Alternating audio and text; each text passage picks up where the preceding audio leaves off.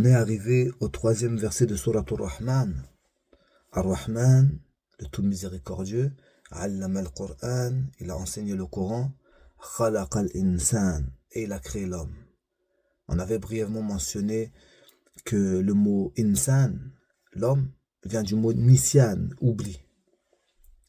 Et que cette appellation lui a été attribuée après qu'il ait oublié l'interdiction de s'approcher de l'arbre et qu'il ait commis ce qu'il a commis. Sinon, avant ça, il était plutôt appelé al-Bashar, qui vient du mot Bushra, c'est-à-dire celui à qui on fait la bonne annonce du paradis. Et d'ailleurs, les garçons masculins, on les appelle al-Zakar, qui vient du mot Dhikr, celui qui se souvient, le rappel. Alors que les femmes, on appelle al-Nisa, un dérivé direct du mot oubli. Khalaq al-Insan. La création de l'homme, ici, Allah l'aborde d'un point de vue général. Mais dans d'autres versets, notamment dans Surat al-Mu'minun, Allah détaille. وَلَقَدْ خَلَقْنَا الْإِنسَانَ مِنْ سُلَالَةٍ مِنْ طِينٍ.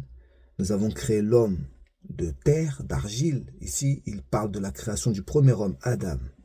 Mais ensuite, il détaille la création de toi et moi, de tout à chacun. En disant ثُمَّ جَعَلْنَاهُ نُطْفَةً فِي قَرَارٍ مَكْنِينٍ. Ensuite, nous avons fait une goutte d'eau, une goutte de sperme, dans un réceptacle, dans un réservoir sûr. Donc, l'homme a été créé d'eau. D'ailleurs, toute chose vivante a été créée d'eau. ثُمَّ خَلَقْنَا النُّطْفَةَ عَلَقًا. Ensuite, nous avons créé cette goutte d'eau. De cette goutte d'eau, nous en avons fait une adhérence. عَلَقًا, quelque chose qui s'accroche. فَجَعَلْنَا الْعَلَقَ مُدْغًا. Et nous avons fait de cette adhérence, comme une sangsue, quelque chose qui s'accroche, mudra. Mudra, c'est comme un morceau de chair mâchée. Et lorsqu'on regarde un petit peu dans les études embryologiques, on voit que quand la colonne vertébrale, la moelle épinière se forme, on dirait vraiment comme un chewing-gum dans lequel on aurait mâché, on aurait croqué. فَخَلَقَنَا الْمُدْغَ عِظَامًا. Et ensuite, cette chair mâchée là, ce petit morceau, on en a fait des os. فَكَسَوْنَا الْعِظَامَ لَحْمًا. Et nous avons recouvert ces os de chair. ثُمَّ أَنْشَأْنَاهُ خَلْقًا آخَرَ. Ensuite, nous en avons fait une toute autre création. فَتَبَارَكَ اللَّهُ أَحْسَنُ الْخَالِقِينَ. Béni soit Allah, le meilleur des créateurs. Le fait qu'Allah nous informe chaque fois de la création à partir de la terre, du premier homme,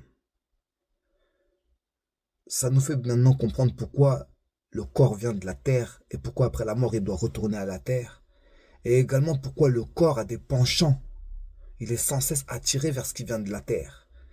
Que ce soit les shahawat, c'est-à-dire les penchants, les envies, les passions qui viennent du ventre et de ce qui est en dessous. Ça, c'est l'appel du corps. Alors que dans la création de l'homme, après avoir créé son corps, il a aussi insufflé une âme. Mais l'âme, elle vient d'Allah. Nafartu fihi min ruhi. Nous avons insufflé de notre esprit, de notre âme.